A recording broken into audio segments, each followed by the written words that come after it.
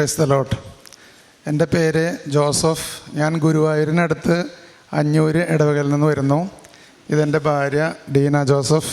ഇതെൻ്റെ മൂന്നാമത്തെ മകൾ നിമ ജോസഫ്. എനിക്ക് 4 മക്കളാണ്, 3 പെൺമക്കളും ഒരു മകനും. ഞാൻ ആദ്യമായി ഈ വർഷം മാർച്ച് 1-ാം തീയതിയാണ് കൃപാസനത്തിൽ വരാനിടയായത്. ഞാൻ കൃപാസനത്തെക്കുറിച്ച് കേട്ടിട്ടുണ്ടെങ്കിലും കുറച്ച് ദൂരമായതിനാലും കൂടുതൽ പത്രമൊന്നും അങ്ങനെ കിട്ടിയിരുന്നില്ല ആ ഭാഗത്ത്. അതിനാൽ അധികം അറിയില്ലായിരുന്നു. എന്നെ കൃപാസനത്തിലേക്ക് നയിച്ചത് ഒരു ഹൈന്ദവ സ്ത്രീയാണ്. ഡ്രസ്സൊക്കെ തേക്കുന്ന ഒരു ഹൈന്ദവ സ്ത്രീ എന്നോട് പറഞ്ഞു, ജോസഫ് ഏട്ടൻ കൃപാസനത്തിൽ പോയിട്ടുണ്ടോ എന്ന് ചോദിച്ചു. അപ്പോൾ ഞാൻ പറഞ്ഞു ഇല്ല, അവിടെ പോകണം, എനിക്ക് വളരെ അനുഭവങ്ങളുണ്ടായി. അതിന് ഗുരുവായൂർ ദേവസ്വത്തിൽ ജോലിയൊക്കെ കിട്ടി. മാതാവിൻ്റെ അടുത്ത് പ്രാർത്ഥിച്ചപ്പോൾ അങ്ങനെ അവർ ഹൈന്ദവ സ്ത്രീ ആയതുകൊണ്ട് മറ്റുള്ള ഹിന്ദുക്കളൊക്കെ അവരോട് പറയാറുണ്ട്, നീ എന്തിനാ അതൊക്കെ പത്രമൊക്കെ വിതരണം ചെയ്യണമെന്ന്. അപ്പോൾ അവർ പറയില്ല, ഇത് അമ്മ മാതാവ് എനിക്ക് ഒരുപാട് നന്മകൾ ചെയ്തിട്ടുള്ള അമ്മയാണ്, അതുകൊണ്ട് ഞാൻ ചെയ്യും, വീണ്ടും ചെയ്യും എന്നൊക്കെ പറഞ്ഞ് ആളെന്നെ പ്രോത്സാഹിപ്പിച്ചതിൻ്റെ പേരിലാണ് ഞാൻ ഇങ്ങോട്ട് വന്നത്. അന്ന് തന്നെ എനിക്കുണ്ടായ അനുഭവം എന്ന് വെച്ചാൽ, എൻ്റെ 2ാമത്തെ മോളും 3ാമത്തെ മകളും കാനഡയിലോട്ട് പോയിരുന്നു പഠിക്കാൻ. മൂത്ത മോള് കല്യാണം കഴിച്ച ഹസ്ബൻഡുമായിട്ട് അവിടെയാണ് ഉള്ളത്, കാനഡയിൽ. അപ്പോൾ ഇവർ 1 വർഷത്തെ കോഴ്സിന് പോയെങ്കിലും നല്ല ജോലിയൊന്നും കിട്ടിയില്ല. അവർക്ക് എക്സ്പീരിയൻസ് കുറവാണെന്ന് പറഞ്ഞ് ജോലി സാധ്യത കുറഞ്ഞപ്പോൾ ഞാൻ അവരെ തിരിച്ചു വിളിച്ചു. കാരണം ഇപ്പോൾ അവിടെ പോയിട്ട് ബിടെക് കഴിഞ്ഞ ആൾ അവിടെ പോയിട്ട് KFCയിലും മക്ഡൊണാൾഡിലും ജോലി ചെയ്തിട്ട് കാര്യമില്ലല്ലോ. അപ്പോൾ ഞാൻ അവരെ തിരിച്ചു വിളിച്ചു. വന്നിട്ട് അവൾ ഇവിടുന്ന് IBM എന്ന് പറഞ്ഞ കമ്പനിയിൽ ജോലി ചെയ്തിട്ട് റിസൈൻ ചെയ്ത് പോയതാണ്. തിരിച്ചു വന്നപ്പോൾ ജോലിയൊന്നും ഇല്ലാതെ കുട്ടി 2 മാസത്തോളം കഷ്ടപ്പെട്ടു. പലയിടത്തേക്കും മെയിൽ ചെയ്തു, ഒരു രക്ഷയില്ല, ജോലിയില്ല. അങ്ങനൊരു അവസ്ഥ വന്ന സമയത്താണ് ഞങ്ങളിവിടെ വന്നത്. അമ്മ മാതാവിൻ്റെ ഒരു കോടാനുകോടി അനുഗ്രഹങ്ങൾ എന്ന് പറഞ്ഞ പോലെ തന്നെ ഞങ്ങൾ അന്ന് ഇവിടുന്ന് വന്നിട്ട് അങ്കമാലി എത്തിയിട്ടില്ല. അതിന് മുന്നേ എൻ്റെ മോൾക്ക് ഇൻ്റർവ്യൂ വന്നു. 2 ദിവസത്തിനകം ഇൻ്റർവ്യൂ ഉണ്ടാവും, റെഡി ആവണം എന്ന് പറഞ്ഞു. ആ ഇൻ്റർവ്യൂവിൽ മോള് പാസ്സായി. അവൾക്ക് TCSൽ നല്ല ജോലി കിട്ടി. ദൈവത്തിന് നന്ദി, തിരുക്കുമാരനും മാതാവിനും കോടാനുകോടി നന്ദി. അതുപോലെ തന്നെ എനിക്ക് ഈ കൈ ഇങ്ങനെ പൊക്കാൻ പറ്റിയിരുന്നില്ല, ഷോൾഡറിൽ ഭയങ്കര പെയിനായിരുന്നു. അങ്ങനെ ഞാൻ ഉടമ്പടി തൈലം പുരട്ടി ഒരു ദിവസം ബഹുമാനപ്പെട്ട ജോസഫ് അച്ഛൻ്റെ ധ്യാനം നടക്കുമ്പോൾ ഉച്ചി മുതൽ ഉള്ളങ്കാല് വരെയുള്ള നിങ്ങൾക്ക് എവിടെയൊക്കെ വേദനയുണ്ട് അവിടെയൊക്കെ നിങ്ങൾ തൈലം പുരട്ടി പ്രാർത്ഥിക്കാൻ പറഞ്ഞു. അപ്പം ഞാൻ ഈ തൈലം പുരട്ടി മാതാവിനോട് പ്രത്യേകം പ്രാർത്ഥിച്ചതിൻ്റെ ഫലമായി എനിക്ക് കൈ ഇപ്പോൾ പൊക്കുക എന്ന് മാത്രമല്ല, ഞാൻ എന്തും ചെയ്തുകൊണ്ട് എനിക്ക് ഒരു വേദനയില്ല, ഒന്നുമില്ല. മറ്റേത് എനിക്കിങ്ങനെ കൈ പൊക്കാൻ കഴിയുമായിരുന്നില്ല. അങ്ങനെ ഒരു അനുഭവം. പിന്നെ അന്ന് തന്നെ എൻ്റെ വൈഫിൻ്റെ ചെരുപ്പ് ഇവിടെ ഊരിയിട്ടെങ്കിലും കൂടിയിട്ട് അതിൽ അവൾക്ക് ഭയങ്കര വിശ്വാസമായി. ഒരു 16 ചാല് ഞങ്ങൾ അങ്ങോട്ടും ഇങ്ങോട്ടും നടന്നു, ഈ ചെരുപ്പ് നോക്കി കണ്ടില്ല. അങ്ങനെ മാതാവിൻ്റെ ഫോട്ടോത്തിൻ്റെ അവിടെ വന്നിട്ട് അവൾ പ്രാർത്ഥിച്ചു, ദൈവമേ വണ്ടി കിടക്കുന്നത് പുറത്താണ്, ഇനിയിപ്പോൾ ഈ ചെളിയിൽ കൂടെ നടന്നു പോകണമല്ലോ, എൻ്റെ ചെരുപ്പ് കാണാമല്ലോ അമ്മേ എന്ന് പറഞ്ഞ് പ്രാർത്ഥിച്ച് തിരിഞ്ഞപ്പോണ്ട് ചെരുപ്പ് മുന്നിൽ കിടക്കണം. ഞങ്ങളൊരു 16 തവണ എൻ്റെ മുന്നിൽ കൂടെ അങ്ങോട്ടും ഇങ്ങോട്ടും പോയതാ, ചെരുപ്പ് കണ്ടില്ല. പ്രാർത്ഥിച്ചു കഴിഞ്ഞപ്പോൾ ചെരുപ്പ് അവിടെ കിടക്കുക, ആരും കൊണ്ടുവന്നിട്ട പോലെ. അപ്പോൾ ഞങ്ങൾക്ക് ഭയങ്കര വിശ്വാസമായി. അതുപോലെ തന്നെ എൻ്റെ മകൻ 4ാമത്തെ മകനാണ്. അവന് 75% മാർക്ക് പോലും +2-ൽ കിട്ടുമെന്ന് ഒരു ഉറപ്പുണ്ടായിരുന്നില്ല. ആൾ കുറച്ച് കളി, ബാസ്ക്കറ്റ് കളി, സ്കൂളിലെ വലിയ ടീം മെമ്പറൊക്കെയാണ്. ഈ കളി കാരണം ഇവൻ്റെ പഠിപ്പ് ഉഴപ്പല്ലോ എന്ന് കരുതിയിരിക്കുന്ന സമയത്ത് അവൻ തന്നെ പറഞ്ഞു, ഒരു 75 എനിക്ക് കിട്ടുള്ളൂ. അപ്പോൾ ഞങ്ങൾ പറഞ്ഞു, നീ കാശ് രൂപം നിൻ്റെ കയ്യിൽ വെക്ക്, നീ എക്സാം എഴുതുമ്പോൾ മാതാവിനോട് ചോദിച്ച് നീ എക്സാം എഴുത്, മാതാവ് നിനക്ക് വഴി കാണിച്ചു തരും. അങ്ങനെ പറഞ്ഞ് അവൻ എക്സാം എഴുതി റിസൾട്ട് വന്നപ്പോൾ 85% മാർക്ക് കിട്ടി. മാതാവിന് 1000 നന്ദി. അതുമാത്രമല്ല, അവന് ക്രൈസ്റ്റ് ബാംഗ്ലൂർ പഠിക്കണം എന്നൊരാഗ്രഹം പറഞ്ഞു. അങ്ങനെ ക്രൈസ്റ്റിലേക്ക് അവനെ തൃശ്ശൂർ ഒരു എക്സാം എഴുതി പാസ്സായി. അങ്ങനെ ക്രൈസ്റ്റിൽ പോയി നോക്കുമ്പോൾ ഞാൻ അവിടെ ചെന്നപ്പോൾ ഒരു തൃശ്ശൂർ പൂരത്തിനുള്ള ആളുകളുണ്ട് അവിടെ. അതായത് ഇന്ത്യയുടെ എല്ലാ ഭാഗത്തുനിന്നും ബാംഗ്ലൂർക്ക് കുട്ടികൾ വന്നിട്ടുണ്ട്. വന്നുള്ളവരിൽ ബ്രാഹ്മിൻസും അതുമാതിരി പട്ടന്മാരും ഭയങ്കര ബുദ്ധിമാന്മാർ പോലത്തെ ജനങ്ങൾ ഇങ്ങനെ വന്ന് നിൽക്കുക. ഞാനും എൻ്റെ മോനും പാൻറ്റും ഷർട്ടും ഇട്ടിട്ട് സാധാരണ മലയാളിയായിട്ട് നിൽക്കുന്നുണ്ട്. അവിടെ ഞാൻ വിചാരിച്ചു, ഇത് ഭയങ്കര ബുദ്ധിമാന്മാരൊക്കെയാണല്ലോ, ദൈവമേ എങ്ങനെ പിന്നെ സീറ്റ് കിട്ടാൻ പോണേ. ഞാൻ അവിടെ ഇരുന്ന് എൻ്റെ കൊന്ത ജപിച്ചു. 4-5 കൊന്ത ഞാൻ അവിടെ ഇരുന്ന് പ്രാർത്ഥിച്ചു. അവൻ ഇൻ്റർവ്യൂ കഴിഞ്ഞ് വന്നിട്ട് പറഞ്ഞു, കുഴപ്പമില്ല പപ്പ, ഇൻ്റർവ്യൂ ഒക്കെ നന്നായിരുന്നു. അപ്പം ഞാൻ പറഞ്ഞു, മാതാവ് അനുഗ്രഹിക്കൂടാ. പിറ്റേന്ന് മെയിൽ വന്നു, അവൻ സെലക്റ്റഡായി. അപ്പോൾ അതിനും മാതാവിനും തിരുക്കുമാരനും കോടാനുകോടി നന്ദി പറയുന്നു. എൻ്റെ മകളുടെ സാക്ഷ്യം മകൾ പറയും. അവളുടെ പേര് നിമ ജോസഫ്. എൻ്റെ പേര് നിമ എന്നാണ്. ഞാൻ 2022 12th പാസ് ഔട്ട് ആയത്. ഞാൻ ചെറുപ്പം തൊട്ട് എനിക്ക് MBBS പഠിക്കണമെന്ന് ഭയങ്കര ആഗ്രഹമായിരുന്നു. എനിക്ക് ഡോക്ടറാവാൻ ഭയങ്കര ഇഷ്ടമായിരുന്നു. ഡോക്ടർ എന്ന് പറയുന്നതിനേക്കാൾ കൂടുതൽ സ്പെസിഫിക്കലി എനിക്ക് ഹെൽത്ത് കെയറിൽ വർക്ക് ചെയ്യണമെന്ന് ഭയങ്കര ഇൻട്രസ്റ്റ് ആയിരുന്നു. അപ്പോൾ ഞാനും എൻ്റെ ഫ്രണ്ട്സൊക്കെ ചെറുപ്പം തൊട്ടേ പറയും, നമുക്ക് 12th കഴിഞ്ഞതിന് ശേഷം കോച്ചിങ്ങിന് പോകണം, അത് കഴിഞ്ഞാൽ എങ്ങനെയെങ്കിലൊക്കെ ഈവൻ മാനേജ്മെൻറ്റ് സീറ്റാണെങ്കിലും എങ്ങനെയെങ്കിലൊക്കെ അത് കഷ്ടപ്പെട്ടിട്ടാണെങ്കിലും പഠിച്ച് MBBS ഡോക്ടർ ആവണം എന്ന് എപ്പോഴും പറയാറുണ്ട്. പക്ഷേ 12th കഴിയാറായപ്പോഴത്തേനും 12th ഒരു മിഡായപ്പോൾ ഇങ്ങനെ എൻ്റെ എൽഡർ സിസ്റ്റർ ഓൾറെഡി കാനഡയിലുണ്ട്, പഠിക്കാൻ വേണ്ടി പോയതാണ്. അപ്പോൾ എൻ്റെ സെക്കൻഡ് സിസ്റ്ററിനും ഇങ്ങനെ കാനഡയിൽ പോകണം എന്നൊരു പ്ലാൻ ഉണ്ടായിരുന്നു. അവർ രണ്ടുപേരും കൂടെ ഒരുമിച്ചാണ് പോകാനിരുന്നിരുന്നത്. പക്ഷേ ചേച്ചിക്ക് ഒരു ഡ്രീം കമ്പനി ആയിരുന്നു IBM. അപ്പോൾ അവിടെ ഒരു ജോബ് ഓഫർ കിട്ടിയപ്പോൾ ഓർത്തു 1 year എക്സ്പീരിയൻസിന് ശേഷം പോകാമെന്ന് ഓർത്തിരിക്കുമായിരുന്നു. അങ്ങനെ എൻ്റെ 12th കഴിഞ്ഞപ്പോൾ ഞാനും രണ്ടാമത്തെ ചേച്ചിയും കൂടെ ഒരുമിച്ച് പോകാമെന്ന് അങ്ങനെ ഒരു സംസാരം വീട്ടിലിങ്ങനെ ജസ്റ്റ് പറഞ്ഞു, നീ പോയി നോക്കുന്നോന്ന്. ഞാൻ എന്തോ ഒരു പൊട്ടബുദ്ധി എന്ന് പറഞ്ഞാൽ മതി, എൻ്റെ അത്രയും കാലത്തെ ആഗ്രഹമൊക്കെ ഞാൻ വിട്ടിട്ട് ചേച്ചിമാരുടെ കൂടെ ഒരുമിച്ച് നിൽക്കാമല്ലോ എന്നൊക്കെ ഓർത്ത് ആ ഒരു എക്സൈറ്റ്മെൻറ്റിൽ ഞാനതിന് യെസ് കയറി പറഞ്ഞു. ഞാൻ കാനഡയിൽ പോകാമെന്ന് ഡിസൈഡ് ചെയ്തു. ഡിസിഷൻ എടുത്താൽ മാത്രം പോരാ, അതിന് ഒത്തിരി പ്രോസസ്സിംഗ് ഉണ്ട്. അപ്പോൾ ഞാൻ സ്റ്റുഡൻ്റായിട്ടാണ് പോകാൻ പ്ലാൻ ചെയ്തത്. അങ്ങനെ ഒരു അണ്ടർ ഗ്രാജുവേറ്റ് പ്രോഗ്രാമൊക്കെ ചൂസ് ചെയ്തു. അപ്പോൾ ഞാൻ 11th 12th ഒക്കെ സയൻസ് സ്ട്രീം പഠിച്ച ഒരാളാണ്. പക്ഷേ ഞാൻ അവിടെ പോവാൻ തീരുമാനിച്ചപ്പോൾ ഞാൻ ബാച്ചിലർ ഡിഗ്രീസ് എല്ലാം നോക്കുമ്പോൾ എല്ലാം 4 years ആണ്. കാനഡയിലെല്ലാം 4 year ഡിഗ്രീസാണ്, അൺലൈക്ക് നാട്ടിലെ പോലെ. നാട്ടിൽ 3 years ആണ്. അപ്പം ഞാൻ ഓർത്തു 4 years അവിടെ ഒരു യൂണിവേഴ്സിറ്റിയിൽ പഠിക്കാമെന്ന് പറയുന്നത് ഒരു ഹെഫ്റ്റി എമൗണ്ട് ഓഫ് മണി അതിനു വേണ്ടി സ്പെൻഡ് ചെയ്യണം. അപ്പോൾ അത് വേണ്ടല്ലോ എന്ന് ഓർത്ത് യൂഷ്വലി ഒരു 80% കുട്ടികളും കാനഡയിൽ പോകുമ്പോൾ ചൂസ് ചെയ്യുന്ന പോലെ ഒരു undergraduate diploma, Canadian diploma പഠിക്കാമെന്ന് ഓർത്ത്. അപ്പോൾ ഞാൻ അത് ആലോചിച്ചപ്പോൾ സയൻസിലൊന്നും അങ്ങനെ പ്രത്യേകിച്ച് ഒരു ഡിപ്ലോമ കോഴ്സൊന്നും എനിക്ക് കണ്ടുപിടിക്കാൻ പറ്റിയില്ല. അപ്പം ഞാൻ എൻ്റെ സിസ്റ്റേഴ്സിനായിട്ട് ഡിസ്കസ് ചെയ്തപ്പോൾ അവർ പറഞ്ഞു, ഇനിയിപ്പോൾ നീ അത്യാവശ്യം നന്നായി പഠിക്കുന്നതാണ്, അത്യാവശ്യം കമ്മ്യൂണിക്കേഷൻ സ്കിൽസ് ഉള്ള ആളാണ്, അപ്പം നീ ഒരു കാര്യം ചെയ്യുക, ബിസിനസ്സിൽ എന്തെങ്കിലും പഠിക്കുക എന്ന് പറഞ്ഞു. ഞാൻ ഓക്കെ പറഞ്ഞു. എനിക്ക് ഭയങ്കര കോൺഫിഡൻസ് ആയിരുന്നു എൻ്റെ കഴിവിൽ. ഓക്കെ, ഞാൻ എന്തെടുത്താലും എനിക്ക് പഠിക്കാൻ പറ്റും. എനിക്കങ്ങനെ ഇന്നേ വരെ ഞാനങ്ങനെ ഒരു മോശം കുട്ടി, പഠിക്കില്ല, അയ്യോ പ്രത്യേകിച്ച് ഒരു കഴിവില്ല, അങ്ങനെ ആരും എന്നെക്കുറിച്ച് പറയാറുമില്ല. എനിക്കും അങ്ങനെ തോന്നാറില്ല. എനിക്ക് എൻ്റെ കഴിവിൽ ഭയങ്കര കോൺഫിഡൻസ് ആയിരുന്നു ഇത്രയും വർഷം. അപ്പോൾ ഞാൻ ഓക്കെ എന്നാൽ ഇൻ്റർനാഷണൽ ബിസിനസ് എടുത്തേക്കാം എന്നോർത്ത് അതെടുത്തു. പിന്നെ അങ്ങോട്ട് ഫുൾ പ്രാർത്ഥനയാണ്. IELTS എഴുതുന്നു, IELTS ഫസ്റ്റ് ട്രയൽ തന്നെ പാസ്സാവുന്നു. അപ്പോൾ കോൺഫിഡൻസ് കൂടി. 7 സ്കോർ വെച്ച് എല്ലാത്തിലും ഈച്ച് മൊഡ്യൂളിലും കിട്ടി. അപ്പോൾ എനിക്ക് ഭയങ്കര കോൺഫിഡൻസ് ആയി. IELTS കിട്ടിയ സ്ഥിതിക്ക് ഇനി ബാക്കി എല്ലാം ഭയങ്കര ഈസി ആയിട്ട് ക്രാക്ക് ചെയ്യാൻ പറ്റും. അങ്ങനെ കോളേജസ് അപ്ലൈ ചെയ്യുന്നു. ലക്കിലി എനിക്കും എൻ്റെ ചേച്ചിക്കും സെയിം കോളേജിലാണ്. ഞങ്ങൾ ഒത്തിരി കോളേജസ് അപ്ലൈ ചെയ്തെങ്കിലും 2 പേർക്കും സെയിം കോളേജിലാണ് കിട്ടിയത്. അപ്പം നമ്മളിതൊക്കെ ഭയങ്കര എന്തോ എൻ്റെ ഭാഗ്യം എന്ന് പറഞ്ഞ് ഇങ്ങനെ നടക്കുവാണ്. അങ്ങനെ കോളേജിൽ സീറ്റൊക്കെ കിട്ടി, നമ്മൾ വിസയ്ക്കൊക്കെ വെച്ചു. നമ്മളധികം ബുദ്ധിമുട്ടേണ്ടിയൊന്നും വന്നില്ല. ചേച്ചിക്കൊക്കെ വിത്തിൻ 1.5 months വിസ വന്നു.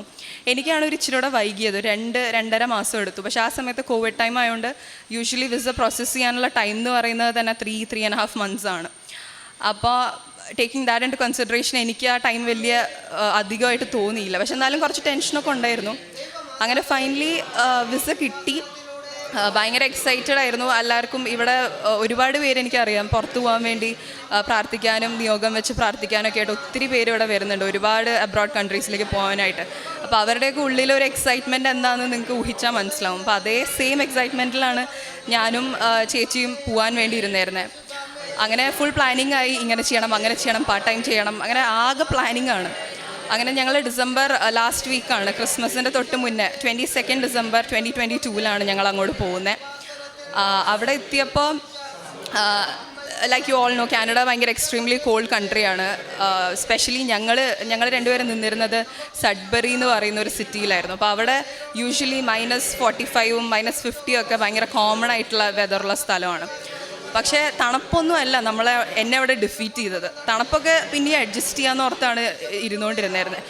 പക്ഷേ അവിടെ ചെന്നപ്പോൾ ഞാൻ നേരിട്ട എക്സ്പീരിയൻസസ് എന്ന് പറഞ്ഞാൽ എനിക്ക് തന്നെ എന്നോട് തന്നെ ഭയങ്കര പിറ്റിയായിട്ട് ഫീൽ ചെയ്യുന്ന എക്സ്പീരിയൻസസ് ആണ് എനിക്ക് അവിടെ ഉണ്ടായത് മൊത്തം. അത് ആൾക്കാരാണേലും, ഞാൻ വർക്ക് ചെയ്യാൻ പോയ സ്ഥലത്താണേലും, കോളേജ് ആണേലും, ഞാൻ എവിടെയൊക്കെ എൻ്റെ കാല് കുത്തിയിട്ടുണ്ടോ അവിടെയൊക്കെ എനിക്ക് പ്രശ്നങ്ങൾ മാത്രമേ ഉണ്ടായിട്ടുള്ളൂ. അപ്പോഴൊക്കെ ഞാൻ റെഗുലർലി പ്രാർത്ഥിക്കുന്ന ഒരാളാണോ എന്ന് ചോദിച്ചു കഴിഞ്ഞാൽ അല്ല. ഞാൻ അങ്ങനെ ഒരുപാടൊന്നും പ്രാർത്ഥിക്കുന്നില്ല. ജസ്റ്റ് വർക്കിനോ അല്ലെങ്കിൽ കോളേജിലോട്ടോ പോകുന്നതിന് മുന്നേ അല്ലെങ്കിൽ ക്ലാസ് അറ്റൻഡ് ചെയ്യുന്നതിന് മുന്നേ കർത്താവെ അനുഗ്രഹിച്ചോളെ എന്ന് പറഞ്ഞ് അങ്ങനെ അങ്ങ് തുടങ്ങുമായിരുന്നു. പ്രത്യേകിച്ച് കഷ്ടപ്പെട്ടിരുന്ന് പ്രാർത്ഥിക്കുക. പ്രാർത്ഥന ഒരു കഷ്ടപ്പാടല്ല, എന്നാലും അതിനു വേണ്ടി സമയം കണ്ടുപിടിച്ച് പ്രാർത്ഥിക്കാനോ അങ്ങനെ ഒറ്റയ്ക്ക് ഇരുന്ന് കാര്യങ്ങൾ ദൈവമായിട്ട് ഡിസ്കസ് ചെയ്യാനോ അങ്ങനെ സമയമൊന്നും ഞാൻ ചിലവാക്കില്ല. അങ്ങനെ ഇരിക്കുമ്പോൾ എനിക്ക് ഇനിഷ്യലി ഒരു 3 months എനിക്ക് ജോബ് ഉണ്ടായിരുന്നില്ല. അപ്പോൾ ഒരു അബ്രോഡ് കൺട്രിയിൽ നമുക്ക് പാർട്ട് ടൈം ഇല്ലാതെ ഒരു സ്റ്റുഡൻറ്റിന് ഭയങ്കര ബുദ്ധിമുട്ടാണ് മെയിൻറ്റെയിൻ ചെയ്യാനായിട്ട്. അപ്പോൾ അന്നേരം എൻ്റെ എക്സ്പെൻസസ് ഒക്കെ ടേക്ക് കെയർ ചെയ്തുകൊണ്ടിരുന്നത് എൻ്റെ പേരൻസ് തന്നെയാണ്. പിന്നെ നമുക്ക് കാനഡയിലൊരു GIC എമൗണ്ട് എന്ന് പറഞ്ഞൊരു സംഭവമുണ്ട്. അപ്പോൾ അത് എല്ലാ മാസവും നമുക്ക് അക്കൗണ്ടിലേക്ക് വരുമ്പോൾ അത് വെച്ച് റെൻ്റ് അടയ്ക്കുന്നു, ഗ്രോസറീസ് മേടിക്കുന്നു, ബാക്കി ചിലവുകളെല്ലാം നോക്കുന്നു. അങ്ങനെയായിരുന്നു. അങ്ങനെ ഒരു 3 months പോയി. ഞങ്ങൾ ആ സിറ്റി ഷിഫ്റ്റ് ചെയ്യേണ്ടി വന്നു. ഞങ്ങൾ ടൊറൻറ്റോ എന്ന് പറഞ്ഞ ഒരു കാനഡയിലൊരു സിറ്റിയിലേക്ക് മാറി. അവിടെ ചെന്നപ്പോഴാണേലും അവിടേക്ക് വരുമ്പോഴും ഭയങ്കര കോൺഫിഡൻസ് ആണ്. എനിക്കിവിടെ എന്തായാലും ഒരു പാർട്ട് ടൈം കിട്ടും. അതിൻ്റെ കുട്ടി ഇൻ്റർവ്യൂസാണ്, എന്നാലും അവിടെ അതൊക്കെ വലിയൊരു ഡീലാണ്. അവിടെ പോയപ്പോൾ ഒരു നോർമൽ ഒരു ബർഗർ ചെയിൻ ഷോപ്പിൽ വർക്ക് ചെയ്യണമെങ്കിൽ പോലും അവിടെ 1-2 ലെവൽസ് ഓഫ് ഇൻ്റർവ്യൂസാണ്. അപ്പോൾ എൻ്റെ ഇതൊക്കെ സിമ്പിളല്ലേ, ഇതൊക്കെ എനിക്ക് ചെയ്യാൻ പറ്റുന്നതല്ലേ എന്ന് ഓർത്ത് ഞാൻ ഓരോന്നിനൊക്കെ പോകാൻ തുടങ്ങി. അങ്ങനെ എനിക്ക് കിട്ടി. ശരിയാണ്, ഞാൻ പറഞ്ഞ പോലെ തന്നെ എനിക്ക് ജോബും കാര്യങ്ങളൊക്കെ കിട്ടുന്നുണ്ട്. പക്ഷേ കിട്ടുന്നിടത്തെല്ലാം 8ൻ്റെ പണിയാണ് എനിക്ക് കിട്ടിക്കൊണ്ടിരിക്കണത്. എല്ലായിടത്തും പ്രശ്നങ്ങൾ മാത്രം, എന്നും കിടന്ന് കരയാന്നല്ലാതെ എനിക്ക് വേറൊരു നിവൃത്തി ഉണ്ടായിരുന്നില്ല അവിടെ. അപ്പോൾ ഓരോ ദിവസം ഞാൻ പപ്പനെയും മമ്മീനെയും വിളിച്ച് സംസാരിക്കുമ്പോൾ അവർക്കും വിഷമമാണ്. കാരണം ഇത്രയും ഹാപ്പിയായി എക്സൈറ്റഡായി ഞാൻ ചാടിത്തുള്ളി ചേച്ചിമാരുടെ കൂടെ നിൽക്കാം അങ്ങനെ ഇങ്ങനെയെന്നൊക്കെ പറഞ്ഞ് പോയിട്ട് ഭയങ്കര കഷ്ടപ്പാടായിരുന്നു. ഞാൻ എന്നും വിളിച്ച് കരച്ചിലാണ്, എനിക്ക് അതില്ല ഇതില്ല. അപ്പോൾ ഇവർ പറയും പ്രാർത്ഥിക്കുക, നീ പള്ളിയിൽ പോ. പക്ഷെ പള്ളിയിലൊന്നും പോവാനുള്ളൊരു സാഹചര്യം ഉണ്ടായിരുന്നില്ല. മോർ ദൻ ദാറ്റ് എനിക്ക് മനസ്സുകൊണ്ട് ദൈവത്തിൽ ആശ്രയിച്ചാലാണ് എൻ്റെ കാര്യങ്ങൾ നടക്കുകയുള്ളൂ എന്നുള്ളൊരു വിശ്വാസം ഉള്ളിലില്ല. എന്നെക്കൊണ്ടെല്ലാം ചെയ്യാൻ പറ്റും എന്നുള്ളൊരു എവിടെയും അങ്ങനത്തെ ഒരു ഓവർ കോൺഫിഡൻസ് ഉണ്ടായിരുന്നു.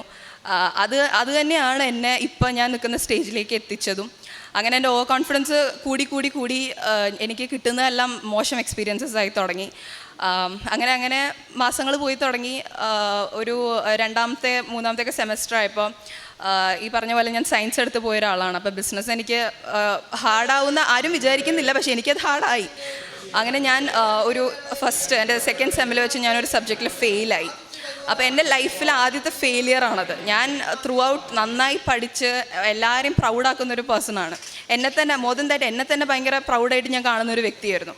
അങ്ങനെയാണ് ഞാനൊരു സബ്ജക്റ്റിൽ ഫെയിലാവുന്നത്. അന്നതോടെ എനിക്ക് മനസ്സിലായി കോൺഫിഡൻസ് ഉണ്ടായിട്ട് ഒരു കാര്യമില്ല. ഞാൻ ലോക തോൽവിയാണെന്നുള്ള ഒരു റിയലൈസേഷൻ എനിക്ക് വരാൻ തുടങ്ങി. അതൊക്കെ വിട്ട് ഞാൻ ഓർത്ത് നോക്കി 3rd സെമസ്റ്ററിൽ അത് എഴുതിയെടുക്കാം എന്ന് പറഞ്ഞ് 3rd സെമസ്റ്ററിൽ ഞാൻ ആ സെയിം സബ്ജക്റ്റ് പിന്നെയും റിപ്പീറ്റ് ചെയ്യുന്നു. ആ സെമസ്റ്ററിലും ഞാൻ ആ സെയിം സബ്ജക്റ്റ് പിന്നെയും ഫെയിലാവുന്നു. അതിൻ്റെ കൂടെ തന്നെ ഞാൻ ഒരു സബ്ജക്റ്റും കൂടെ ഞാൻ ചെറുപ്പത്തിൽ പഠിച്ചതെല്ലാം എൻ്റെ ടിൽ 4th grade പഠിച്ചതെല്ലാം അബുദാബിയിലാണ്. ഞങ്ങൾ ഫാമിലി ആയിട്ട് എല്ലാവരും ഞാൻ ജനിച്ചതും എൻ്റെ 4th grade വരെ പഠിച്ചതും അവിടെയാണ്. പപ്പയൊക്കെ അവിടെ 25 years വർക്ക് ചെയ്തിട്ടുണ്ട്.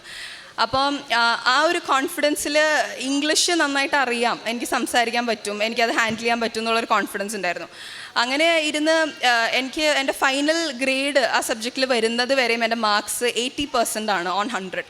പക്ഷെ എൻ്റെ മാർക്ക് ലിസ്റ്റ് 3rd സെമ്മിൽ വന്നപ്പോൾ ആ സബ്ജക്റ്റിൽ എനിക്ക് 25% എങ്ങാണ്ടോ ഇട്ട് എന്നെ ഫെയിലാക്കിയവർ. എനിക്ക് അറിഞ്ഞുകൂടാ ഇത് 80% ഇരുന്നിരുന്ന മാർക്ക് എങ്ങനെ ഇത് 25 താന്നു എന്ന് എനിക്ക് സത്യം പറഞ്ഞാൽ അറിയത്തില്ല. പക്ഷേ അത് അന്വേഷിക്കാൻ പോകാനുള്ള മനസ്സില്ല. കാരണം അതിൻ്റെ ഒപ്പം തന്നെ ഞാൻ 2nd സെമ്മിൽ ഫെയിലായ സെയിം സബ്ജക്റ്റ് ഞാൻ റിപ്പീറ്റ് ചെയ്തത് പിന്നെയും ഫെയിലായി. അപ്പോൾ ആ ഒരു വിഷമത്തിൻ്റെ ഇടയിൽ ഞാൻ ഇംഗ്ലീഷ് ഫെയിലായതൊന്നും നോക്കാൻ പോയില്ല. ഞാൻ എൻ്റെ പേരൻസിനായിട്ട് ഡിസ്കസ് ചെയ്തു.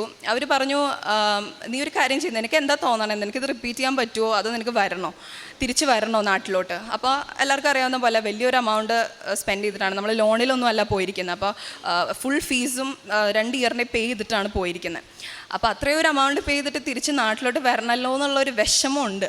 പക്ഷേ ഞാൻ ഇവരായിട്ട് ഡിസ്കസ് ചെയ്തപ്പോൾ ഇവർ പറഞ്ഞു നിനക്ക് കോൺഫിഡൻസ് ഉണ്ടേ മാത്രം നിന്നാൽ മതി. പക്ഷെ സത്യം പറഞ്ഞാൽ എനിക്ക് കോൺഫിഡൻസ് ഇല്ല. എനിക്ക് എൻ്റെ കഴിവിലുള്ള വിശ്വാസമൊക്കെ കുറഞ്ഞു തുടങ്ങി. എനിക്ക് എന്താ ചെയ്യേണ്ടതെന്ന് അറിയില്ല. ഞാൻ ആകെ ഒരുപാട് ദിവസം വിഷമിച്ച് ഫുഡ് കഴിക്കാതെ അങ്ങനെ അങ്ങോട്ട് ഇരുന്നു. ഫൈനലി ഡിസൈഡ് ചെയ്തു നാട്ടിലോട്ട് വരാം. പപ്പയും അമ്മയും പറഞ്ഞു നീ നാട്ടിലേക്ക് വന്നോ, കുഴപ്പമില്ല, ഞാനാണ് തിരിച്ച് വിളിക്കണം, ഒന്നും പേടിക്കേണ്ട, നാട്ടിൽ വന്നോ. അപ്പോൾ അറ്റ് ദ സെയിം ടൈം എൻ്റെ രണ്ടാമത്തെ എൽഡർ സിസ്റ്ററിനും ഇതുപോലെ അവൾ ഡിഗ്രി എല്ലാം കംപ്ലീറ്റ് ചെയ്തു, വിത്ത് ഓണേഴ്സ് എല്ലാം പാസ് ഔട്ടായി. പക്ഷെ അവൾക്ക് ഇതുപോലെ ജോബ് കിട്ടാൻ ഭയങ്കര ഹാർഡായിരുന്നു. അങ്ങനെ ഞങ്ങൾ രണ്ടുപേരും കൂടെ നാട്ടിലേക്ക് വരാമെന്ന് ഡിസൈഡ് ചെയ്തു. അങ്ങനെ ഭയങ്കര എക്സൈറ്റഡായി ഇവിടുന്ന് 6-7 മാസത്തെ പ്ലാനിങ്ങോടെ പോയി ഞാൻ വിത്തിൻ 1 ഇയർ ഞാൻ തിരിച്ച് നാട്ടിലേക്ക് വന്നു. ഇത്രയും ഒരു വലിയ പ്ലാനായി അബ്രോഡ് പോയിട്ട് നാട്ടിലേക്ക് തിരിച്ചു വരുന്ന ഒരാളുടെ അവസ്ഥ എനിക്കറിയില്ല. എനിക്കത് എക്സ്പ്ലെയിൻ ചെയ്യാൻ പറ്റുന്നതിലധികമായിരുന്നു. എനിക്കത് എടുക്കാൻ ഭയങ്കര ബുദ്ധിമുട്ടായിരുന്നു. നാട്ടിൽ വന്നപ്പോൾ എല്ലാവരുടെയും ക്വസ്റ്റ്യനിങ് ആണെങ്കിലും അയ്യോ അതെന്ത് പറ്റി എന്ന് ചോദിക്കുമ്പോൾ എനിക്ക് തിരിച്ച് പറയാൻ പറ്റുന്നില്ല. കാരണം ഞാൻ എന്തെങ്കിലും പറയാൻ തുടങ്ങി ഞാൻ കരയും. കാരണം എനിക്ക് ഉണ്ടായ എക്സ്പീരിയൻസസ് എല്ലാം അത്രയും എനിക്കത് എക്സ്പ്ലെയിൻ ചെയ്യാൻ പോലും പറ്റത്തില്ല. അത്രയും വേർസ്റ്റ് എക്സ്പീരിയൻസസ് ആണ് ഞാൻ ഫേസ് ചെയ്തതല്ല. അങ്ങനെ ഞാൻ തിരിച്ച് നാട്ടിലേക്ക് എത്തി. നാട്ടിൽ വന്നപ്പോഴും ഒരു പ്ലാനും ഇല്ല ഇനി എന്ത് ചെയ്യണം. എനിക്ക് ബൈ ദെൻ 19 ഇയേഴ്സ് ഓൾഡാണ് ഞാൻ. 20 എനിക്ക് 20 ഇയേഴ്സ് ആയിരുന്നു. അപ്പോൾ എനിക്ക് എന്ത് ചെയ്യണം, ഇനി ഒരു ഡിഗ്രി എടുക്കണോ, ഇനി എന്തെടുക്കണം.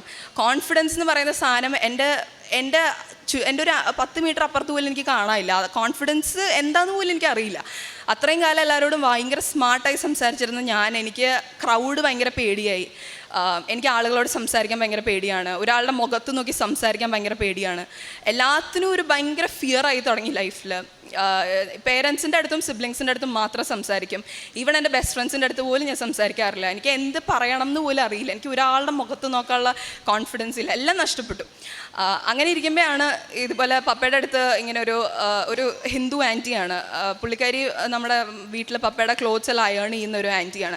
അങ്ങനെ ആ ആൻറ്റി പറഞ്ഞിട്ടാണ് നമ്മൾ കൃപാസനത്തെക്കുറിച്ച് അറിയുന്നത്. അതിന് മുന്നേ വരെ ഞാൻ ഈ പേര് കേട്ടിരിക്കുന്നത് സത്യം പറഞ്ഞാൽ നമ്മൾ കാനഡയിലുണ്ടായിരുന്നപ്പോൾ ആണെങ്കിൽ ഈ റീൽസിലെല്ലാം ഇൻസ്റ്റാഗ്രാം റീൽസിനകത്ത് ട്രോൾസ് ആയിട്ടും കാര്യങ്ങളൊക്കെയാണ് കേട്ടിരിക്കുന്നത്. പക്ഷെ നമ്മളതിനെ മോക്ക് ചെയ്തിട്ടില്ല. ഞാൻ ചിന്തിക്കാറ് ഓക്കെ അത് ഓരോരുത്തരുടെ വിശ്വാസമാണ്, നമുക്കതിനെപ്പറ്റി അറിയില്ല, അപ്പം നമ്മൾ ജഡ്ജ് ചെയ്യേണ്ടെന്നാണ് ഓർക്കാറ്. നാട്ടിൽ വന്നപ്പോഴാണ് ഇങ്ങനെ പറഞ്ഞു കേട്ടതും മമ്മിക്ക് ഭയങ്കര വിശ്വാസമായിരുന്നു. അപ്പം മമ്മി ആദ്യം പപ്പയുടെ അടുത്ത് പറഞ്ഞപ്പോഴാണെങ്കിലും പപ്പയ്ക്ക് ഒരു വിശ്വാസക്കുറവുണ്ടായിരുന്നു. ഓക്കെ നമുക്ക് നോക്കാം അങ്ങനെയാണ് പറഞ്ഞത്. പിന്നെ ഈ ഒരു ഹിന്ദു ആൻറ്റി അതിനെപ്പറ്റി സംസാരിച്ചപ്പോഴാണ് പപ്പയ്ക്ക് മനസ്സിലായത് ഓക്കെ വേറെ റിലീജിയനിലുള്ള ആൾക്കാർക്ക് പോലും ഇത്രയും ബിലീഫാണ്, അപ്പോൾ വൈ ഡോണ്ട് വി ഗോ എന്നുള്ള ഒരു തോട്ട് വന്നത്. അങ്ങനെ മാർച്ചിലാണ് ഞങ്ങൾ ഇങ്ങോട്ട് വരുന്നത്. അന്ന് എൻ്റെ തൊട്ട് മേലെയുള്ള സിസ്റ്ററും എൻ്റെ ബ്രദറും ഉണ്ട്. മൂത്ത ചേച്ചി കാനഡയിൽ തന്നെയാണ്. ഞങ്ങൾ 3 പേരും ഇവിടെ വരുമ്പോൾ ഞങ്ങൾ അവിടെ ഉള്ള ഡോറ് വഴി വരുമ്പോൾ ഞങ്ങളുടെ 3 പേരുടെ എക്സ്പ്രഷൻ എന്ന് പറഞ്ഞാൽ ഇതെൻ്റെ ഈ സ്ഥലം ഇങ്ങനെയെന്നുള്ളൊരു എക്സ്പ്രഷനായിരുന്നു. കാരണം നമ്മൾ ആളുകൾ ഇങ്ങനെ മേത്തോട്ട് തട്ടിക്കയറി വരുന്നു, ഭയങ്കര ക്രൗഡാണ്, ഭയങ്കര ഒരു നമുക്ക് ആകെ കൂടെ ഒരു ബുദ്ധിമുട്ടും ഒരു സഫക്കേഷനും ഫീൽ ചെയ്യുന്നൊരു അവസ്ഥയായിരുന്നു. ഞങ്ങൾ 3 പേര് അകത്ത് വന്നപ്പോൾ തന്നെ ഞങ്ങൾ പറഞ്ഞു പപ്പയുടെ അടുത്ത് നമുക്ക് തിരിച്ചു പോവാം, ഇവിടെ ഒരു സുഖമില്ല, ഇവിടെ നിൽക്കാൻ തോന്നണില്ല, ഭയങ്കര ക്രൗഡ്, ഭയങ്കര ചൂട്, ഭയങ്കര അനോയിഡ് ആവണു എല്ലാവരും എന്ന് പറഞ്ഞ് എല്ലാവരും ഭയങ്കര ദേഷ്യത്തിലല്ല ഒരു ബുദ്ധിമുട്ടിലായിരുന്നു. പപ്പയും മമ്മിയും പറഞ്ഞു നമ്മൾ പ്രാർത്ഥിക്കാനല്ല വന്നത്, അത് മാത്രം നോക്കിയാൽ മതി, ആൾക്കാർ എന്ത് ചെയ്യുന്നു, ആൾക്കാർ ക്രൗഡഡായി നിൽക്കുന്നുണ്ടോ അതൊന്നും നമുക്ക് അറിയേണ്ട ആവശ്യമില്ല, നമ്മളിവിടെ വന്ന പേർപ്പസ് എന്താണോ അത് കഴിഞ്ഞിട്ട് നമ്മൾ തിരിച്ചു പോകുമെന്ന് പറഞ്ഞു. അങ്ങനെ ഇവിടെ വന്ന് നമ്മൾ ആദ്യത്തെ ഉടമ്പടി എടുത്ത് മാർച്ചിലാണ് ഉടമ്പടി എടുക്കുന്നത്. ക്ലാസ്സിന് കയറി അവിടെ അച്ഛൻ്റെ സംസാരം ഉണ്ടായിരുന്നു. അപ്പോൾ അതെല്ലാം നമുക്ക് ഭയങ്കര ക്ലിയറായിട്ട് കേൾക്കാനില്ല, കാരണം ഒത്തിരി ആൾക്കാരുണ്ട്. അന്നൊന്നും ഞങ്ങൾ ശരിക്കും അന്ന് വന്ന ദിവസം ഞങ്ങൾക്ക് അറിയില്ലായിരുന്നു ഈ ആളുകൾ ഇത്രയും ക്രൗഡഡായി നിൽക്കുന്നത് എന്തിനാണ്. ഒരു പൂരത്തിനുള്ള ആൾക്കാർ സത്യം പറഞ്ഞിട്ടുണ്ട്, പക്ഷെ ഇത് എന്തുകൊണ്ട് എന്നുള്ളത് ഞങ്ങൾക്ക് അറിയണ്ടായിരുന്നില്ല. പിന്നെ നമ്മൾ സാക്ഷ്യങ്ങൾ കേട്ട് തുടങ്ങിയപ്പോഴും ഇതിനെക്കുറിച്ച് കൂടുതൽ അവെയർ ആയപ്പോഴാണ് ഞങ്ങൾക്ക് മനസ്സിലായത് ഇവിടുത്തെ മാതാവ് ഒരുപാട് അനുഗ്രഹങ്ങൾ, ഒരുപാട് മിറക്കിൾസ് ഒരുപാട് ആളുകൾക്ക് കൊടുക്കുന്നുണ്ടെന്നും അത് ഈ പറഞ്ഞ പോലെ നമ്മുടെ കഴിവ് കൊണ്ടല്ല. അച്ഛൻ എപ്പോഴും ഇവിടുത്തെ ജോസഫ് അച്ഛൻ എപ്പോഴും റിപ്പീറ്റ് ചെയ്ത് പറയുന്ന പോലെ നമ്മുടെ കഴിവുകൊണ്ടല്ല ദൈവത്തിൻ്റെ കൃപ കൊണ്ടാണ് ഇതെല്ലാം കിട്ടുന്നതെന്ന് പറയുമ്പോഴും തുടക്കത്തിൽ ഭയങ്കര വിശ്വാസക്കുറവായിരുന്നു. പിന്നെ ഞങ്ങളുടെ ഓൺ ലൈഫിൽ ഓരോ കാര്യങ്ങൾ വരാൻ തുടങ്ങിയപ്പോഴാണ് ഞങ്ങൾക്ക് മനസ്സിലായത് ഹൗ പവർഫുൾ ഇവിടുത്തെ മാതാവേഴ്സ് ആൻഡ് ഇവിടുത്തെ ഡിവോട്ടീസ് ആണെങ്കിലും എത്രത്തോളം ടൈമും എഫേർട്ടും എടുത്താണ് ഓരോരുത്തരും ഇങ്ങോട്ട് ഒരുപാട് ദൂരത്തു നിന്നാണെങ്കിലും ഇങ്ങോട്ട് വരുന്നതെന്നും മനസ്സിലാക്കാൻ തുടങ്ങിയപ്പോൾ ഞങ്ങൾ ഓർത്തു ഞങ്ങളുടെ ഈ ചെറിയ എഫേർട്ടൊന്നുമല്ല, ഇവിടെ ആൾക്കാർ ഒത്തിരി ദൂരത്തു നിന്നൊക്കെ വന്ന് പ്രാർത്ഥിക്കുന്നുണ്ട്. അതൊക്കെ നോക്കുമ്പോൾ നമുക്കിതൊന്നും ഒന്നുമല്ല. എന്നാലും ആദ്യമൊക്കെ ഭയങ്കര കംപ്ലൈൻറ്റിങ് ആയിരുന്നു.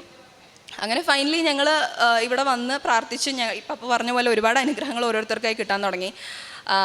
എൻ്റെ അടുത്ത് ഞാൻ കാനഡയിൽ പോകുന്നതിൻ്റെ മുന്നേ ഇങ്ങനെ വീട്ടിലുള്ളവർ പറയുമായിരുന്നു, നീ BSc നേഴ്സിംഗ് ഒന്ന് പഠിച്ചു നോക്ക്, അതൊരു നല്ല ഫീൽഡാണ്, ഒത്തിരി സ്കോപ്പുള്ള ഫീൽഡാണ്, നിനക്ക് പറ്റും, നീ അത്യാവശ്യം കൈൻഡാണ്, നിന്നെ കൊണ്ട് പറ്റുമോ അത് എന്നൊക്കെ പറയാറുണ്ട്. അന്നൊക്കെ എനിക്ക് ഭയങ്കര പുച്ഛമായിരുന്നു. ഞാൻ പറയും നേഴ്സോ, എന്നെ കൊണ്ട് പറ്റില്ല, ഞാൻ ഓൾറെഡി MBBS തീരുമാനിച്ച ആളാണ്, എനിക്ക് നേഴ്സൊന്നും ആവാൻ പറ്റില്ല എന്ന് ഞാൻ എപ്പോഴും പറയാറുണ്ട്. എൻ്റെ ഫ്രണ്ട്സിൻ്റെ അടുത്താണ് ഞാൻ പറയാറുണ്ട്, നേഴ്സിംഗ് അത്ര പോരാ എന്ന് ഞാൻ എപ്പോഴും പറയും. അങ്ങനെ പറഞ്ഞിരുന്ന് മാർച്ചിൽ ഞങ്ങൾ ഉടമ്പടി എടുത്ത് കുറച്ച് ദിവസം കഴിഞ്ഞ് എൻ്റെ മൂത്ത ചേച്ചി ഭയങ്കര കൺസേൺഡ് ആയിരുന്നു എന്നെക്കുറിച്ച്. അവൾ എന്നെ ഭയങ്കരമായിട്ട് ടേക്ക് കെയർ ചെയ്യുന്ന ആൾ. അപ്പോൾ എപ്പോഴും എന്ത് ചെയ്യും ഇനി അടുത്തത് എന്നുള്ള ഒരു ടെൻഷൻ, എന്നെക്കാട്ടിലും കൂടുതൽ ടെൻഷൻ അവൾക്കാണ്. അങ്ങനെ അവൾ ഭയങ്കരമായിട്ട് അവൾ ഇവിടെ വന്നിട്ടില്ല കൃപാസനത്തിൽ, പക്ഷേ ഇവിടുത്തെ മാതാവിൻ്റെ മിറക്കിൾസ് ആണെങ്കിലും ഇവിടുത്തെ ജോസഫ് അച്ഛൻ്റെ സംസാരത്തിലാണെങ്കിലും ഭയങ്കര ബിലീഫുള്ള ആളാണ്. കൃപാസനത്തിന് ഞങ്ങളെക്കാട്ടിലൊക്കെ ഏറ്റവും കൂടുതൽ ബിലീഫുള്ള ആളാണ് ഞങ്ങളുടെ മൂത്ത ചേച്ചി. അങ്ങനെ ചേച്ചി പ്രാർത്ഥിക്കാൻ തുടങ്ങി എനിക്ക് വേണ്ടിയിട്ട്. അങ്ങനെ ഒരു ദിവസം പ്രാർത്ഥിച്ചുകൊണ്ടിരിക്കുമ്പോൾ അന്നൊന്നും എനിക്കറിയില്ല, മാർച്ച് 3 മാസം ഞാൻ നാട്ടിലെത്തിയിട്ടും എനിക്കറിയില്ല ഞാൻ എന്താ ചെയ്യാൻ പോണേന്ന്. അങ്ങനെ ചേച്ചി പ്രാർത്ഥിച്ചുകൊണ്ടിരിക്കുമ്പോൾ ഇങ്ങനെ ഇനിമ എന്ത് ചെയ്യും മാതാവ്, ഇനി എന്ത് ചെയ്യും എന്ന് ആലോചിച്ച് ഇങ്ങനെ കണ്ണടച്ച് പ്രാർത്ഥിച്ചുകൊണ്ടിരിക്കുമ്പോൾ അവൾക്കൊരു വിഷൻ പോലെ മനസ്സിലേക്ക് വന്നു, അവൾ നേഴ്സാവണം എന്ന് എന്തോ ഒരു വോയിസ് പറയുന്ന പോലെ. അങ്ങനെ ഫെമി എന്നാണ് പേര് അവളുടെ. അവൾ പോലും വിചാരിച്ചിട്ടില്ല BSc നഴ്സിംഗ് അതെന്നുള്ളൊരു സംഭവം ഞാൻ പഠിക്കുമെന്നോ ഞങ്ങളുടെ വീട്ടിൽ ആരെങ്കിലും ഒരു നേഴ്സാവുന്നൊന്നും അങ്ങനെ ഒരു ചിന്ത പോലും ഇല്ല. ആ ഒരു ഫീൽഡിലേക്ക് ആർക്കും അങ്ങനെ ഇൻട്രസ്റ്റ് ഉണ്ടായിരുന്നില്ല. പക്ഷെ അവൾ തന്നെ അന്ന് രാത്രി എൻ്റെ അടുത്ത് വിളിച്ചിട്ട് പറഞ്ഞു, ഇങ്ങനെ എനിക്ക് ഫീൽ ചെയ്തു, ഇങ്ങനെ എൻ്റെ അടുത്ത് ആരോ പറയുന്ന പോലെ തോന്നി, നീ അതൊന്ന് ട്രൈ ചെയ്യുമെന്ന് പറഞ്ഞു. അപ്പം ഞാൻ ഓർത്തു, ഓക്കെ, ദൈവം ആയിട്ട് പറഞ്ഞ് കൊടുത്തൊരു കാര്യമാണ്, ലെറ്റ് സി. ഞാനത് മനസ്സിൽ വെക്കുന്നുണ്ട്, ഞാൻ അതിനെപ്പറ്റി പ്രാർത്ഥിക്കുന്നുണ്ട്. കാരണം ഇനി മുതൽ ക്വിക്ക് ഡിസിഷൻസ് വേണ്ട, മാതാവിനോട് പ്രാർത്ഥിച്ച് മനസ്സുകൊണ്ട് അത്രയും ആ ഡിസിഷനോട് ഒത്തുപോവുകയാണെങ്കിൽ മാത്രം അത് എടുത്താൽ മതി എന്നുള്ളൊരു ഐഡിയയിലോട്ട് വന്നു. അങ്ങനെ ഇരിക്കുമ്പോൾ നെക്സ്റ്റ് ഡേ ആ ഒരു ടൈമിൽ തന്നെ അതിൻ്റെ തൊട്ടടുത്ത ദിവസം പപ്പയുടെ ഒരു കസിനാണ്, സിസ്റ്ററാണ്, സാബ്സ് എന്ന് പറയുന്ന ഒരു അഡോറേഷൻ ഫൗണ്ടേഷനിലുള്ള ഒരു സിസ്റ്ററാണ്. അങ്ങനെ പുള്ളിക്കാരി അൺഎക്സ്പെക്റ്റഡായി പപ്പനെ വിളിച്ചിട്ട് ഇങ്ങനെ പറഞ്ഞു, എന്താണ് ഇങ്ങനെ മൂന്നാമത്തെ മോളിപ്പോൾ എന്താ ചെയ്യണേ, അവൾ നാട്ടിലുണ്ടോ എന്നൊക്കെ ചോദിച്ചു. അപ്പോൾ അപ്പോൾ പറഞ്ഞു നാട്ടിലുണ്ട്. അപ്പോൾ പറഞ്ഞു എൻ്റെ മനസ്സിലിങ്ങനെ തോന്നിക്കുന്നു അവൾ നേഴ്സാവാൻ പഠിക്കണം, അതിങ്ങനെ മനസ്സിൽ കുറച്ച് ദിവസമായി ഇങ്ങനെ വരുന്നു, അപ്പോൾ അതെനിക്ക് പറയണം തോന്നി എന്ന് പറഞ്ഞു. അപ്പോൾ ഇതെനിക്ക് ഭയങ്കര കോയിൻസിഡൻ്റലായിട്ട് തോന്നി, കാരണം ഞാൻ പോലും ചിന്തിക്കാത്തൊരു കാര്യമാണ്, എനിക്ക് ഒട്ടും താല്പര്യമില്ലാത്തൊരു ഫീൽഡ്. പക്ഷെ അത് പറഞ്ഞതിൻ്റെ ശേഷം ഞാനും പേഴ്സണലി ഒരുപാട് പ്രാർത്ഥിക്കാൻ തുടങ്ങി. എനിക്ക് മനസ്സിൽ ഭയങ്കരമായിട്ട് കോൺഫിഡൻ്റ് ആയി, ഞാനൊരു നേഴ്സ് ആവണം, ഓക്കെ, അതാണ് മേ ബി എൻ്റെ തലയിൽ എഴുതി വെച്ചിരിക്കുന്നത്, ഞാനത് പഠിക്കണം എന്നുള്ളൊരു ഒരു ആവേശം വരാൻ തുടങ്ങി. ആവേശമല്ല, ഒരു കോൺഫിഡൻസ്. അത് ദിസ് ടൈം ഇറ്റ്സ് ഡിഫറെൻറ്റ്. എൻ്റെ കഴിവുകൊണ്ടുള്ള കോൺഫിഡൻസ് ഞാൻ ഒരിക്കലും പറയില്ല, എനിക്ക് ദൈവമായിട്ട് തന്നൊരു ഐഡിയ, അല്ലെങ്കിൽ ദൈവമായിട്ട് എനിക്ക് തന്നൊരു ഗോഡ്സ് പ്ലാനാണ്. അപ്പോൾ അതിനകത്ത് എനിക്ക് ആ ഗോഡ്സ് പ്ലാനിൽ ഞാൻ കോൺഫിഡൻ്റ് ആവാൻ തുടങ്ങി. പക്ഷെ എന്തെന്ന് ചെയ്യണം, ഒന്നും അറിയില്ല. BSc നഴ്സിംഗ് പഠിക്കണം, നേഴ്സ് ആവണം, ഇത്രേ അറിയുള്ളൂ, ഒന്നും അറിയില്ല. അങ്ങനെ ഒരുപാട് ഇതിനെപ്പറ്റി റിസർച്ച് ചെയ്ത് ഫൈനലി എനിക്ക് മനസ്സിലായി, എനിക്ക് നാട്ടിൽ പഠിക്കാൻ ഉള്ള മാർക്സ് ഇല്ല. നാട്ടിൽ സീറ്റ് കിട്ടണമെങ്കിൽ, മാനേജ്മെൻറ്റ് സീറ്റ് കിട്ടണമെങ്കിൽ പോലും ഒരു 94 അബവ് ഒക്കെ പെർസെൻറ്റ് വേണം. എനിക്ക് 86% ഉള്ളൂ. 9.1 GPA വെച്ച് എനിക്ക് നാട്ടിൽ സീറ്റ് കിട്ടില്ല എന്ന് മനസ്സിലായി. അങ്ങനെ ഒരുപാട് പ്രാർത്ഥിച്ച് ഒരു 6 മാസത്തെ നീണ്ട വെയിറ്റിംഗ് ആയിരുന്നു. കുറേ പേര് ആലോചിക്കുന്നുണ്ടാവും നഴ്സിംഗ് പഠിക്കാൻ വേണ്ടി ഇത്രയും വെയിറ്റിംഗ് ഉണ്ടോ എന്ന്. പക്ഷേ എൻ്റെ എക്സ്പീരിയൻസിൽ ഇതായിരുന്നു, എനിക്ക് ഒത്തിരി വെയിറ്റ് ചെയ്യേണ്ടി വന്നു. അങ്ങനെ ഫൈനലി എനിക്ക് ബാംഗ്ലൂരിൽ ഒരു ക്രിസ്ത്യൻ കോളേജിൽ തന്നെ എനിക്ക് സീറ്റ് കിട്ടി. അതും ഇതുപോലെ ഒരു ഇൻ്റർവ്യൂ ഒക്കെ നോർമലി നമ്മൾ കോളേജസിൽ ചേരുന്ന പോലെ ആയിരുന്നില്ല, എനിക്ക് കുറച്ച് ഡിഫറെൻ്റ് ആയിരുന്നു. 1-2 ഇൻ്റർവ്യൂസ് കഴിഞ്ഞ് ആ ഇൻ്റർവ്യൂസിലാണെങ്കിലും ഞാൻ ഈ പറഞ്ഞ പോലെ കാശിരൂപം വെച്ചിട്ടും ഒരുപാട് പ്രാർത്ഥിച്ചിട്ടും മാതാവിൻ്റെ അടുത്ത് ഒത്തിരി പ്രാർത്ഥിച്ചതിന് ശേഷമാണ് ഇൻ്റർവ്യൂസ് എല്ലാം അറ്റൻഡ് ചെയ്യുന്നത്. അപ്പോൾ ദിസ് ടൈം ഞാൻ ഭയങ്കര കോൺഫിഡൻ്റ് ആയിരുന്നു ഇൻ ഗോഡ്സ് പ്ലാൻ. ആൻഡ് എനിക്ക് പറഞ്ഞ പോലെ തന്നെ എനിക്ക് 1-2 ദിവസത്തിൽ അതിൻ്റെ ഓഫ് ലെറ്റർ കിട്ടി, എനിക്ക് ആ കോളേജിൽ ജോയിൻ ചെയ്യാമെന്ന് പറഞ്ഞു. അപ്പോൾ ഒരുപാട് സന്തോഷമുണ്ട് മാതാവ് എനിക്ക് തന്ന അനുഗ്രഹങ്ങളിൽ. അപ്പോൾ ഞാൻ മനസ്സിലാക്കിയതെന്ന് പറയുന്നത് നമ്മുടെ ലൈഫിൽ വരുന്ന ഓരോ റിജക്ഷനും ഒരു റീഡിറക്ഷനാണ്. അപ്പോൾ അതിൽ കോൺഫിഡൻ്റ് ആവുക. നമ്മളൊരിക്കലും നമ്മുടെ കഴിവുകളിൽ ഒത്തിരി കോൺഫിഡൻ്റ് ആയി പോകുന്ന സിറ്റുവേഷൻസിലെല്ലാം ഒത്തിരി വിഷമിക്കാതെ നമ്മൾ ഗോഡ്സ് പ്ലാനിൽ കോൺഫിഡൻ്റ് ആവുക. ഇനിയിപ്പോൾ നമ്മളെ കൊണ്ട് ചെയ്യാൻ പറ്റിയില്ലെങ്കിലും ദൈവത്തിനെ കൊണ്ട് അത് ചെയ്യാൻ പറ്റും എന്നുള്ളൊരു കോൺഫിഡൻസ് ലൈഫിൽ വരാൻ തുടങ്ങി. അതുപോലെ തന്നെ എൻ്റെ എൻ്റെ മൂത്ത ചേച്ചിക്ക് ഒത്തിരി ഇയേഴ്സായിട്ട് മൈഗ്രെയിൻ ഉണ്ടായിരുന്നു. അങ്ങനെ ചേച്ചി ഇവിടെ കൃപാസനത്തിൻ്റെ ധ്യാനങ്ങളും കാര്യങ്ങളും കണ്ട് പ്രാർത്ഥിച്ച് ഒന്ന് രണ്ട് മാസത്തിന് ശേഷം ചേച്ചി ഒരു ദിവസം ഉറങ്ങുമ്പോൾ ഇതുപോലെ ഒരു സ്വപ്നം കണ്ടു. ഇവിടുത്തെ ജോസഫ് അച്ഛൻ സ്വപ്നത്തിൽ വന്ന് ചേച്ചിയുടെ അടുത്ത് സംസാരിക്കുന്നത്. അപ്പോൾ നിനക്ക് എന്താ പ്രശ്നം എന്ന് ചോദിച്ചപ്പോൾ ചേച്ചി പറഞ്ഞു, എനിക്ക് മൈഗ്രെയിൻ ആണ് അച്ഛൻ, എനിക്ക് തല പൊട്ടിപ്പൊളിയുന്ന വേദനയാണെന്ന് പറഞ്ഞ് ഭയങ്കര വിഷമത്തിലായിരുന്നു. അങ്ങനെ അച്ഛൻ തലയിൽ കൈ തൊട്ട് പ്രാർത്ഥിച്ച് ബ്ലസ് ചെയ്യുന്നതാണ് ആ സ്വപ്നത്തിൽ കണ്ടത്. അതിൻ്റെ ശേഷം ഇന്ന് വരെ, ഇപ്പോൾ ഓൾമോസ്റ്റ് 6 months ആയി, ഇതുവരെ അവൾക്ക് മൈഗ്രെയിൻ എന്ന് പറയുന്ന ഒരു സംഭവം വന്നിട്ടില്ല. അപ്പോൾ ഇതുപോലെ ഒത്തിരി എനിക്കിപ്പോൾ ഒരുപാട് പറയാൻ കിട്ടുന്നില്ല, ഞാൻ എൻ്റെ പറഞ്ഞപ്പോൾ തന്നെ ഒത്തിരി ലോങ് ആയിപ്പോയി. അപ്പോൾ ഒരുപാട് ഇതുപോലെ കുഞ്ഞു കുഞ്ഞു അനുഗ്രഹങ്ങളാണെങ്കിലും വലിയ വലിയ അനുഗ്രഹങ്ങളാണെങ്കിലും ഒത്തിരി കാര്യങ്ങൾ ഞങ്ങൾക്ക് തന്നിട്ടുണ്ട്. അപ്പോൾ എല്ലാ കാര്യങ്ങളിലും ഒരുപാട് താങ്ക് യു ഉണ്ട് ദൈവത്തിനാണേലും ഈ കൃപാസനം എന്ന് പറയുന്ന ഈ ഒരു ഹോൾ പ്ലേസിനോടും ഒത്തിരി താങ്ക്സ് ഉണ്ട്. അബവ് ഓൾ ഓഫ് ദിസ് മാതാവിനോട് ഒത്തിരി ഒത്തിരി ഒത്തിരി താങ്ക് യു പറയാനുണ്ട്. ഞങ്ങൾക്ക് ഓരോരുത്തർക്കും പേഴ്സണലി ഒരുപാട് ഗ്രാറ്റിറ്റ്യൂഡുണ്ട്. മാതാവ് ഞങ്ങൾക്ക് ഇന്ന് വരെ തന്ന ഓരോ ബ്ലെസ്സിങ്സിനും. പലതും നമ്മൾ ചോദിച്ചിട്ടാണ്, പക്ഷേ അതിൽ കൂടുതലും നമ്മൾ ചോദിക്കാത്ത ബ്ലെസ്സിങ്സാണ് മാതാവ് നമുക്ക് തരുന്നത്. അപ്പോൾ all thanks to God. Bless you all. ഈ ഒരു കുടുംബം അൾത്താരയിൽ സാക്ഷ്യപ്പെടുത്തിയത്, പ്രത്യേകിച്ച് മക്കളുടെ എല്ലാവരുടെയും കാര്യമുണ്ട്. ഇവർ ഉടമ്പടി എടുത്തിട്ട് 6 മാസമല്ലേ 6 മാസത്തെ അനുഭവങ്ങളാണ് ഇപ്പം ഇത്രയും പറഞ്ഞത്. അപ്പം ഒരുപാട് കുടുംബങ്ങൾ ഈ അൾത്താരയിൽ സാക്ഷ്യം പറയാനായിട്ട് പരിശുദ്ധ അമ്മ വിളിച്ചു കൊണ്ടുവരുന്നുണ്ട്. ഉടമ്പടി എടുക്കാൻ ഒരാളാണ് വരുന്നതെങ്കിലും അവർ പോയിട്ട് ആത്മാർത്ഥമായിട്ട് ജീവിച്ചിട്ട് തിരികെ വരുമ്പം ഒരു കുടുംബമായിട്ടും ഒരുപാട് വ്യക്തികളുമായിട്ടും വലിയ ദൈവാനുഭവങ്ങളുമായിട്ടുമാണ് ഈ അൾത്താരയിൽ വന്നത്. ഇപ്പോൾ ഈ മകൾക്ക് ലഭിച്ച അനുഭവം സാക്ഷ്യം പറഞ്ഞു. അപ്പോൾ അതിലും ആ മകൾ പറയുന്നുണ്ട്, തുടക്കത്തിൽ ഒരു പക്ഷേ ഞാനിതിനെക്കുറിച്ച് കേട്ടതും കൂടുതൽ പരിഹാസവും ട്രോളുകളും മാത്രമാണ്, പക്ഷേ ഇതൊരു ദൈവാനുഭവത്തിൻ്റെ ആലയത്തിലാണ് വന്ന് നിൽക്കുന്നതെന്ന് ആദ്യം ഇവിടെ വന്നപ്പോൾ പോലും അങ്ങനെ തോന്നിയില്ലെന്നുള്ളതാണ്. പിന്നീട് ഈ പ്രാർത്ഥനയുടെ യാത്രയിൽ ചിന്തിച്ച് സാക്ഷ്യങ്ങളൊക്കെ കേട്ടു തുടങ്ങിയപ്പോൾ മനസ്സിലായി ഇവിടെ ഒരു വലിയൊരു ദൈവാനുഗ്രഹമുണ്ട് എന്നുള്ളതും. പിന്നീട് വ്യക്തിപരമായിട്ട് ആ മകൾ വ്യക്തമായിട്ട് പറയുന്നുണ്ട്. അപ്പം അച്ഛൻ്റെ ക്ലാസ്സിൽ അച്ഛൻ എപ്പോഴും സൂചിപ്പിക്കാവുന്ന ഒന്നെന്ന് പറയുന്നത്, ഒരു വിശ്വാസം അല്ലെങ്കിൽ ദൈവം നമ്മുടെ ഇടയിൽ പ്രവർത്തിക്കണമെങ്കിൽ ആദ്യം ചെയ്യാനുള്ളത് നമുക്കുണ്ടാകുന്ന ഏറ്റവും പ്രധാനപ്പെട്ട നമ്മിലുള്ള വിശ്വാസത്തെ എടുത്തു മാറ്റി പൂർണ്ണമായിട്ട് ദൈവത്തിൽ ആശ്രയിക്കുക എന്നുള്ളതാണ്. മാതാവ് പറയുന്നത്, എൻ്റെ ദാസിയുടെ താഴ്മയെ അവൻ തൃക്കൺ പാർത്തു എന്നും പറഞ്ഞ്, എളിമ എന്ന ഏറ്റവും വലിയ പുണ്യമാണ്. ദൈവത്തിന് നമ്മളോട് കമ്മ്യൂണിക്കേറ്റ് ചെയ്യാനായിട്ട് ഒരു വ്യക്തി ആദ്യം മനസ്സൊരുക്കേണ്ടതിലാണ്. ഇപ്പം മകളുടെ സാക്ഷ്യത്തിൽ വ്യക്തമായിട്ട് പറയുന്നുണ്ട്, സ്വാഭാവികമായിട്ട് ഒരു മെറിറ്റിൽ ആശ്രയിച്ചുള്ള ഒരു ലൈഫിൽ ചെന്ന് നിന്നതിന് ശേഷം പ്രാർത്ഥിച്ച് വീണ്ടും കൂടുതൽ ദൈവത്തെങ്കിൽ ആശ്രയിച്ച് ജീവിതം ക്രമീകരിച്ചപ്പം ഒരു വ്യക്തമായിട്ടൊരു അനുഭവം ലഭിച്ചു എന്നുള്ളതാണ് മകളുടെ സാക്ഷ്യത്തിലുള്ളത്. അപ്പം മെറിറ്റിലല്ല, ദൈവത്തിൻ്റെ കൃപയിലാണ് ആശ്രയിക്കണം എന്നുള്ള വലിയൊരു സാക്ഷി ഇവിടെയുള്ള ഒരുപാട് സാക്ഷ്യങ്ങളിൽ ആവർത്തിക്കപ്പെടുന്നൊരു കാര്യമുണ്ട്. ഒപ്പം ഗൃഹനാഥനാണ് ഉടമ്പടി എടുത്തത്. ഉടമ്പടിയിലേക്ക് കടന്നു വരുമ്പോഴും ഇദ്ദേഹം പറയുന്നത്, എല്ലാവർക്കും ഉടമ്പടിയിൽ കടന്നു വരാൻ ഒരു വൊക്കേഷൻ സ്റ്റോറിയുണ്ട്. അതായത് നമ്മളിങ്ങോട്ട് കൊണ്ടുവരും, ചിലർ വലിച്ച് അഴിച്ചുകൊണ്ട് കൊണ്ടുവരുന്നവരുണ്ട്, ചിലർ വേറെ എല്ലായിടത്തും പോയിട്ട് അവസാനത്തെ ഒരു ട്രൈ ചെയ്ത് നോക്കാമെന്ന് ഇറങ്ങി വരുന്ന നല്ലൊരു ശതമാനം പേരും അങ്ങനെ വരുന്നവരാണ്. എല്ലായിടത്തും പോയി. ഇപ്പോൾ ലാസ്റ്റ് അപ്പം ഇപ്പോൾ ഈ ഒരു സാക്ഷ്യത്തിൽ തുടക്കത്തിൽ ഏതോ ഒരു അവിടെ വീട്ടിൽ സഹായിക്കാനായിട്ട് അല്ലെങ്കിൽ ഇവരെ സഹായിക്കുന്ന മറ്റൊരു മതത്തിലുള്ള ഒരു ഹൈന്ദവ സ്ത്രീയാണ് ഇതിനെക്കുറിച്ച് പറയുന്നത്.